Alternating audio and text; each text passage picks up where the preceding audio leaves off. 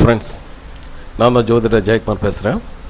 இப்பொழுது ஏப்ரல் 14 தமிழ் புத்தாண்டு ராசி பலன் பிரபவ ஆண்டில் பார்த்திங்கன்னா, இந்த கன்னி ராசிக்காரர்களுக்கு எப்படிப்பட்ட பலன்கள் அப்படிங்கிறத அந்த பதிவில் பார்க்க போகிறோம். கன்னி ராசி அப்படின்னு எடுத்துக்கிட்டோமா, இந்த தமிழ் புத்தாண்டை பொறுத்த வரைக்கும் உழைப்புக்கு உரிய பலன் கிடைக்குங்க.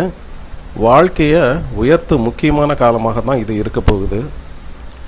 இந்த வருஷம் நீங்கள் எடுத்து வைக்கும் ஒவ்வொரு முயற்சியும் வீணாகாதுங்க. ஆனால் தொழிலில் நல்ல ஒரு முன்னேற்றம், பதவி உயர்வு, பணவரவு இதெல்லாமே சூப்பராக அதிகரிக்க போகுது. இந்த 3 உங்கள் வாழ்க்கையில் முக்கியமாக நடக்கும். பண விஷயங்களில் இந்த வருஷம் நீங்கள் மிகவும் புத்திசாலித்தனமாக செயல்பட போகிறீங்க.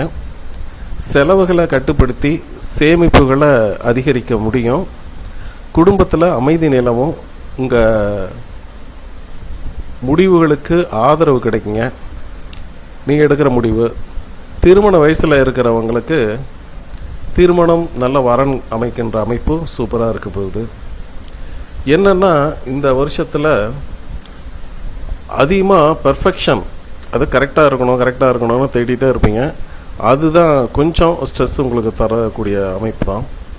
மொத்தத்தில் இந்த 2026 பிரபவ ஆண்டு தமிழ் புத்தாண்டை பொறுத்த வரைக்கும் நீங்கள் உழைப்புக்கு ஏற்கனவே நீங்கள் உழைச்ச உழைப்பு வேஸ்ட்டாக போகுது, எந்த கிரெடிட்டில் எந்த நன்மைகளும் இல்லை அப்படின்னு ஏங்கிட்டு இருக்கிற உங்களுக்கு இந்த வருஷம் உங்களுக்கு வீணாகாதுங்க. இந்த தமிழ் புத்தாண்டை பொறுத்த வரைக்கும் இந்த 2020 தமிழ் புத்தாண்டில் உழைப்புக்கு வெற்றி தரும் ஆண்டாக தான் இது இருக்க போகுதுங்கிறத மாற்று கருத்து இல்லைங்க.